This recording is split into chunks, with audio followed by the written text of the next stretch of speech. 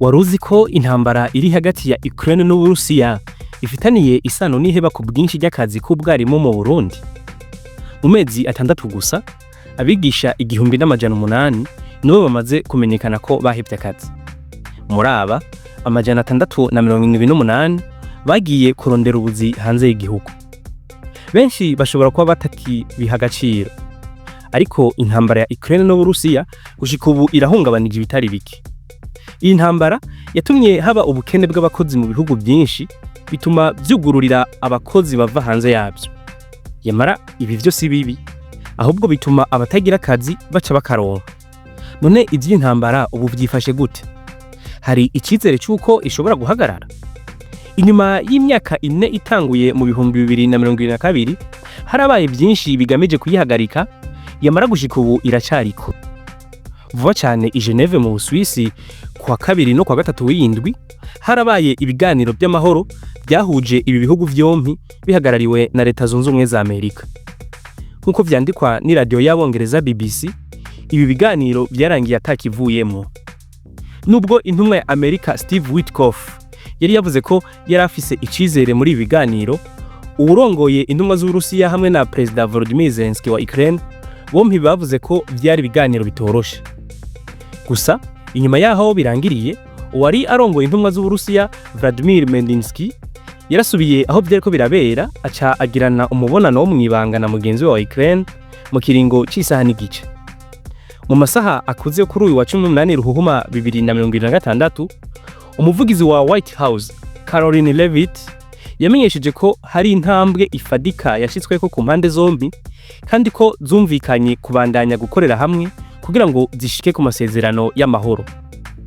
Ariko umwumvikano ku kibazo c'ubutaka ari naco rupfunguruzo rw'amasezerano uracari kure nk'ukwezi, kuko impande zompi atana rumwe ruhesha.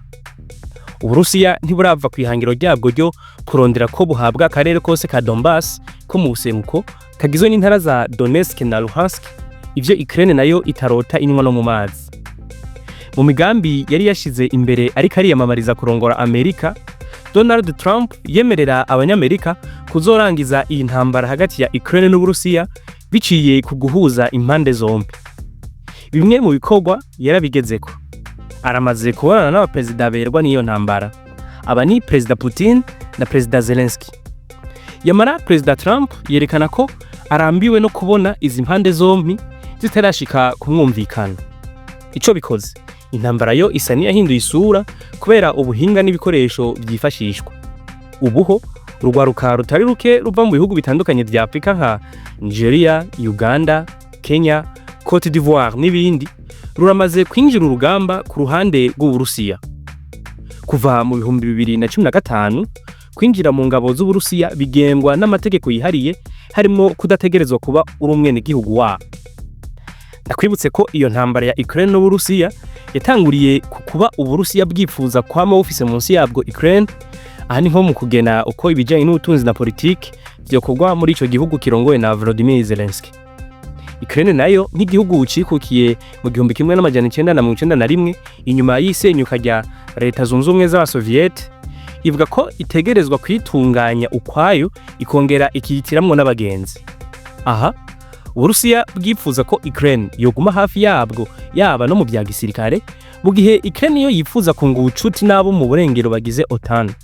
Ibi President Putin ntiyavyihanganiye na gato, kuko yabona ko abansi biwe barimwo Leta Zunze Ubumwe za Amerika boba batsindaro ku marembo yiwe, naho guca atanguza icesi intambara kwa 24 Ruhuhuma 2022 mu ntumbero yo kwihagira akarere ka Donbass.